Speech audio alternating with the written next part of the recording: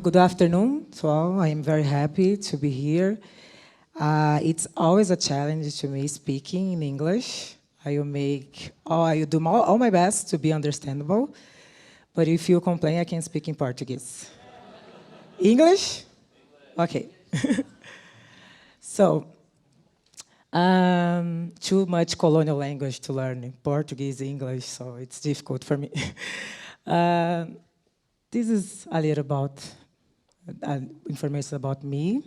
So it's an indigenous community in Brazil, and I decided to start with them because we talk now about sustainability, and I think it's important to learn from the indigenous community in Brazil who are living in a sustainable way historically, and how they are fighting to preserve the Amazon, and how they can teach us about the relation between the nature and the human being, how they do not think in the relation in a separate way.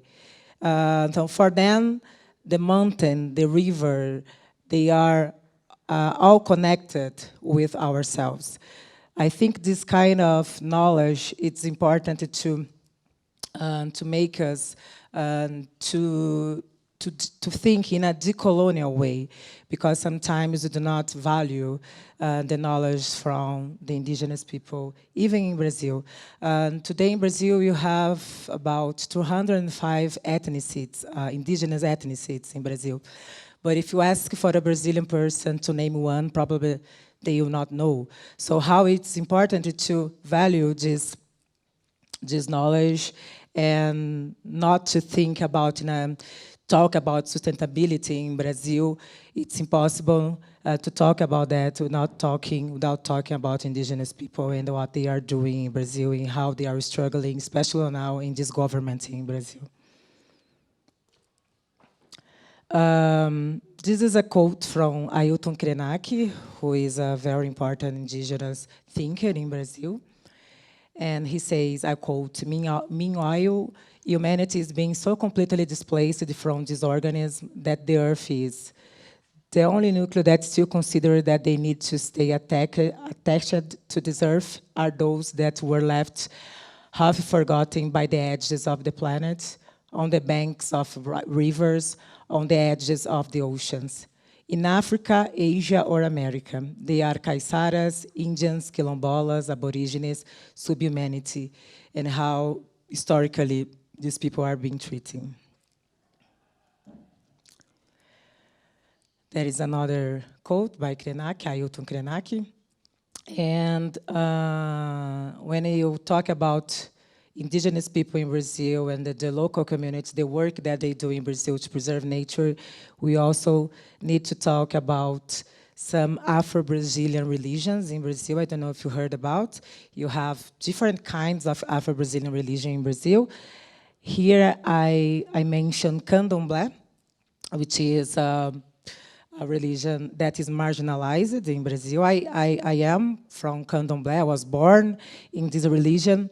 And it's a religion that also there is not separate, we do not see this dimension in a separate way. So we have goddess and gods in this religion. And for example, Oshun, she's the waterfall. Oxóssi, he's the forest. It's not separated. So when I am in the forest, I am there to feel this orixá. You call orixá, the name is goddess or goddess, but in Yoruba you say orixá. And for us, it's important to recognize nature in everything and where the vital force that moves human life itself. So in this religion, how historically the knowledge that the Afro-Brazilian people brings to think about sustainability. So, if Oxum is the waterfall, for us, we cannot pollute the waterfall. If Oxóssi is the forest, for us, we cannot destroy the forest. So, it's a different kind of geography of reason that you call in a decolonial way. It's okay, you understand? Okay. Also, you can talk about the quilombolas communities in Brazil. Quilombolas people descend from enslaved people who fled away from the masters and established autonomous communities in the colonial period. Suffer from unbridled colonial exploitation, share legacies of struggle to stay on land, and the integrative vision with nature. So quilombolas are the descendants of people, African people who are enslaved in Brazil. So they ran away during the slavery time and created these communities that we call quilombos. In the quilombos, Black people lived there, poor white people, so they have a sense of community. And these quilombolas are the descend from these people who created the quilombos. You have different kinds of quilombos in Brazil, quilombolas, different kind of quilombolas communities in different regions in Brazil. And many of them are still struggle to have the recognition of the land. Some of them have this recognition, but most of them are still fighting to have the recognition of the land. Here in the image is Selma de Aldina, a public intellectual and quilombola writer. And the sense of community that quilombola people have, the way they live, the way they preserve nature also can teach us a lot about sustainability. So the struggle legacy of the Brazilian Afro-Indigenous population starts from another worldview and challenges the colonizing, a new colonizing view from the global north. They honor the historical tradition of resistance and survival of these people. Black women historically denounced from their common experiences the foundation of oppression that placed them at the base of society in the struggle for a new civilization milestone. And why I like to start with that, because even in Brazil, you have a very Eurocentric academia. Even in Brazil, many people do not know these authors that I'm going to present to you. And when I say that, it's not in the meaning that I am denying the intellectual reflections from the global north. In my dissertation, I've studied Simone de Beauvoir. I love Simone de Beauvoir.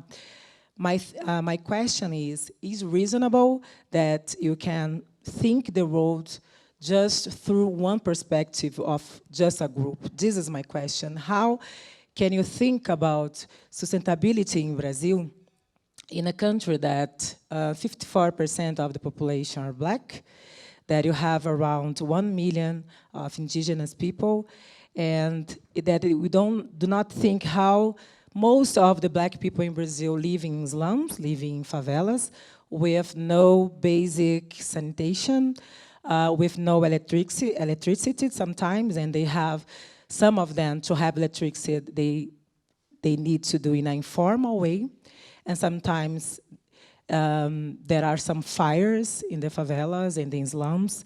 These people live far, far away from the downtown, from the cultural center. They don't have access. They don't have rights to the cities. And sometimes some people go to the favelas to say, no, we have to live in a sustainable way. And you see, these people are struggling to live. You cannot pollute the river, but these people don't have sometimes basic sanitation. You don't have to work to have a car. Okay, we understand what cars do with our planet, but these people live so far, far, far away from the cultural center, from the civilization, that they want to have a car. So it's, in Brazil, we call environmental racism. So we need to face the environmental racism. We need to face that these people, they live in a very, in a way, we need to discuss the precarization of lives. We need to discuss how these people, they don't have the right to good habitation, they don't have rights to health, they don't have rights to basic sanitation. So to think about climate change, to think about sustainability, we needed to discuss the environmental racism. We needed to discuss that, especially in Brazil, that the majority of the population are not being part of, you call, humanity. So for us, it's impossible to discuss about climate changes without discussing about racism, without discussing about sexism in Brazil.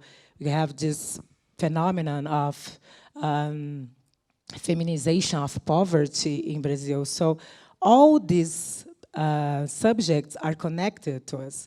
So for us as Black feminists from the Global South, especially the Brazilian Black feminism, for us, we needed to discuss all these subjects not in a separate way. We need to not continue to create hierarchy. You cannot continue to separate people from this knowledge. Most of the people even don't know about this knowledge.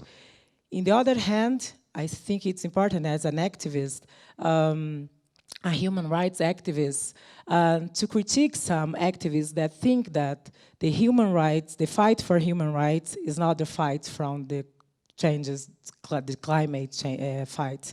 So they are all connected. So I think that's our main concern today in Brazil as a Black feminist, to show how it's fundamental to think racism, sexism, capitalism, with all this discussion that we are doing here today. This is one of Black feminists in Brazil, that Lélia Gonzalez, who did this discussion in Brazil since the 70s. And I think it's very important to show the picture, the face, because usually in Brazil people get very surprised when I say that I have a master in political philosophy. They think that I am or mulata, carnival. Especially here in Europe, people look at me, oh, dance samba, you know? And this is a problem. It's because they are not recognizing us as a human being, as with all the complexity that the human being has. So I like to show the pictures because it's important to show that we also elaborate the life. You also are producing critical reflection. I have no problem with carnival. I have no problem with samba. It's part of our culture. The problem is to just to fix us on this kind of places. I have any problem with. I have problem with a colonial view that put us only in determined spaces. So Lélia Gonzalez is one of the most important thinkers in Brazil. And she reflected on the manner in which people in Brazil spoke wrong. I think it's how her contribution is very interesting, because she was valuing the appreciation of the language spoken by the Black African people enslaved in Brazil. So she was questioning what is to speak wrong. And sometimes it's just the influence of some language from some countries in Africa.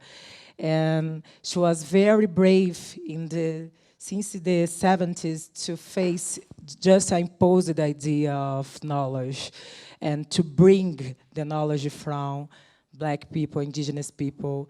She created a concept called Americanity.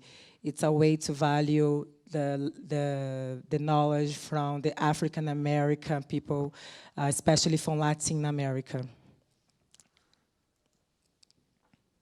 And this was an important writer in Brazil, Carolina Maria de Jesus, although not considered a Black feminist.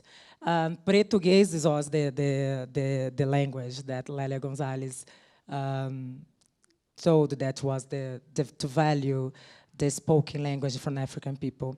Although not considered a Black feminist, Black Portuguese has found in Carolina Maria de Jesus, a writer born and raised in a favela in São Paulo.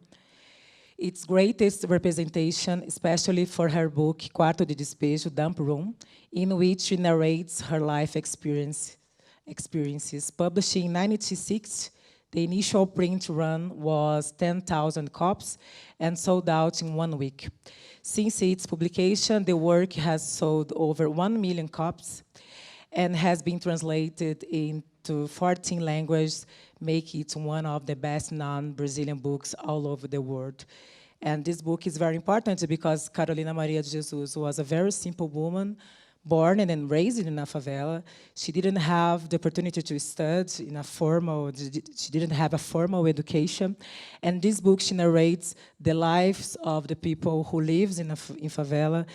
And the potential of her writing is amazing, how she think about, how she discuss racism, sustainability, because she used to catch garbage in favelas, and how Carolina Maria de Jesus can help us to discuss about our society, and how even with this huge success, sometimes she is more known outside Brazil than in Brazil. Lélia Gonzalez again, I won't have time to show everything. Sueli Carneiro is another great figure of Brazilian Black feminism in Brazil. She is still alive. She's 70 years now. And she is involved in the fight for the criminalization of racism, racial quotas in Brazilian universities, Black representation in the media. And also, Sueli Carneiro, she thinks about feminism through some goddess from Candomblé. That's what I think you have. It's this new perspective that the Brazilian Black feminist brings, to think about the feminine, to think about feminism through these categories that the Yoruba God does bring to us. So, for example, for us, as Black women, we have a different kind of construction of feminine, especially in Brazil. We are not the woman that's staying in the house for the man to work. Most of my ancestors, they came as slaves to Brazil, and they have to work, and after the slavery, they have to continue to work, to raise their family. So for us, it makes sense sometimes to think the feminine through different kinds of perspectives, and different from this hegemonic perspective that the feminism can bring to us. So Sueli Carneiro, she brings Oxum, she brings Iemanjá, that are some Yoruba goddess, to think the relation with nature, the relation with Black women, with nature, with the society. In her best-known book, Sueli Carneiro Writes of a Life, the Black feminist brings together the articles written during this year of struggle, resulting in the work that's practically a historiography of the struggle of the Black population for rights in Brazil over the last 30 years. Zélia Amador, she's a Black feminist from Amazon. And Zélia Amador, she's a professor at Federal University of Pará, in the north of Brazil. She's co-founder of the Center of Study and Defense of Black People in Pará, in Amazon, and one of the major references for Black population in this region. She's the author of important books about Black feminism. And I think Zélia Amador, she's very important because we think that in Amazon we only have indigenous people. This is the idea that you have, but you have a lot of Black people also living there. And Zélia Amador brings the contribution of the indigenous people, but also the Black people who lives in Amazon. Luisa Bairros, in memoriam, another one important figure, head of Racial Equality Department under Dilma's administration. Luisa Bairros played a fundamental role in creating many public policies in favor of Brazilian Black population. She has also published several articles on Black feminism in Brazil. And Luisa Bairros, she thinks feminist through the figure of the maid in Brazil, because most of the Black women in Brazil still work as maids. This is a legacy of the slavery time. So from slaves to maid. And she thinks the feminist through the figure of the maid, this Black woman that sometimes are invisible in the feminist struggle. We have a joke in Brazil that is say when some academic feminists said in the 70s, oh, the women need to go to work, we need to go to work. And the maids were there in their house of these women thinking, well, we are working since we have arrived here. The thing is, this kind of work that are not considered social value sometimes are not considered when we are discussing about feminism. So Elizabeth is very important to bring the experience of these women that were invisible during a long time. From generation to generation, the legacy of Brazilian black feminism. I love this photo because despite of Bolsonaro, I think it's important to show that in Brazil we have resistance, that there are a lot of people fighting, trying to resist.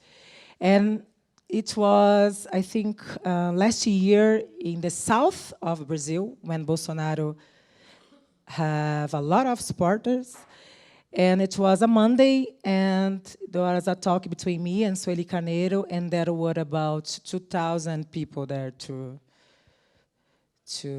attend. So I think it's important to show that there are an important movement that in Brazil now, especially from the people from favelas, black people, to face what's going on in Brazil now.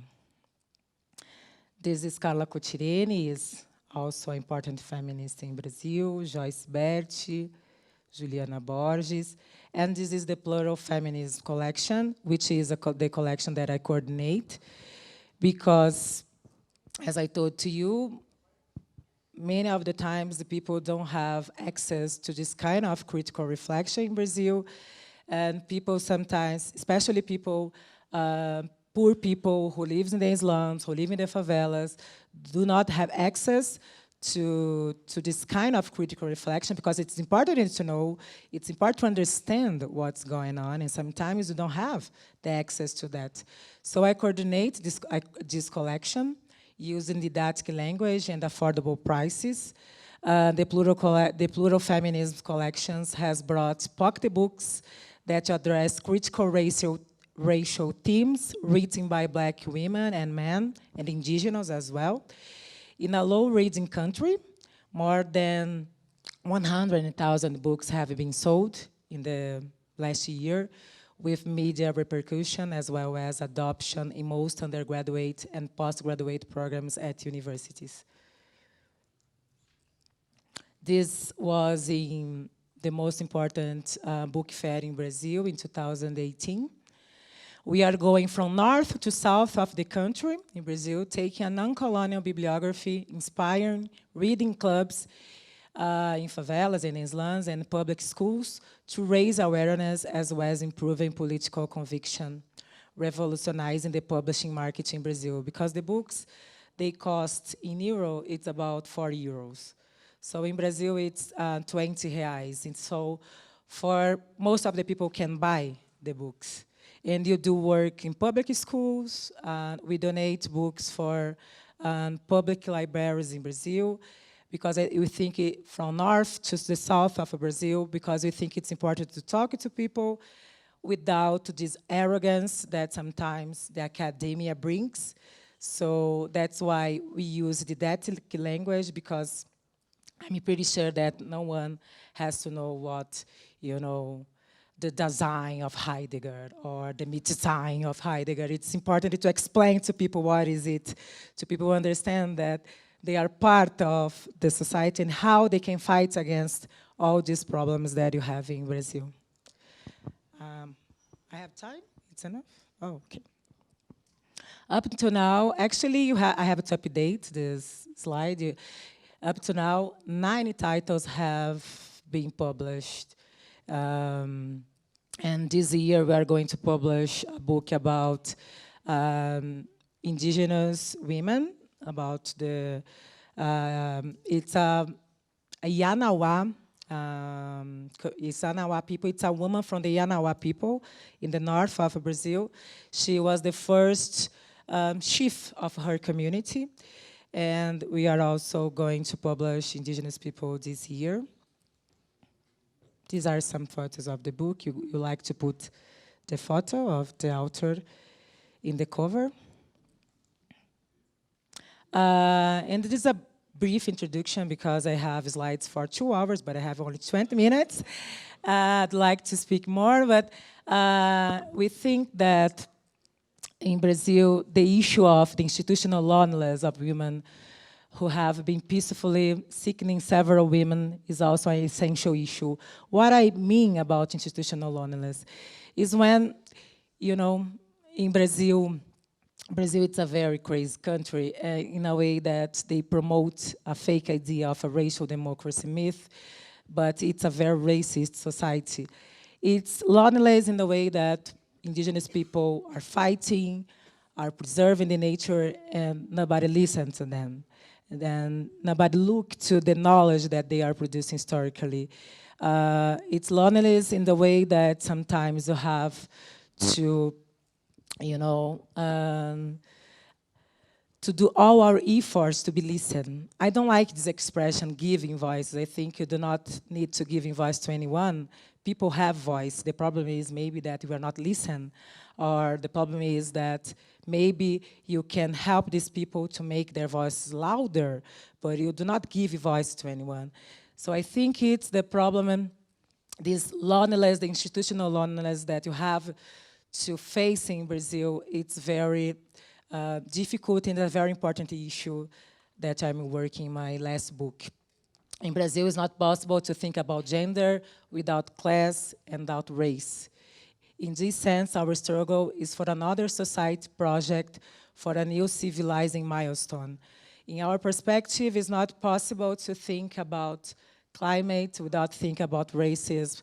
It's not possible to discuss about capitalism without discuss about gender, and how we need to think, you know, this structural oppression together. This is a photo of our last book launch in São Paulo. And I think it's very important to think about, just a minute, in the critical reflections that the Global South produce, and how we can learn from these people, and together maybe you can think in a transnational way, in a transnational struggle, and how it's important to do that. And to do that, it's important to face this colonial view that do not sometimes consider us as human beings or people who think. So to look for the Brazilian, to Brazil, how it's important to learn and to be open to listen what indigenous and black people historically are saying in Brazil. So it's not a matter of giving voice. I think it's a matter of listen what you are saying. Thank you.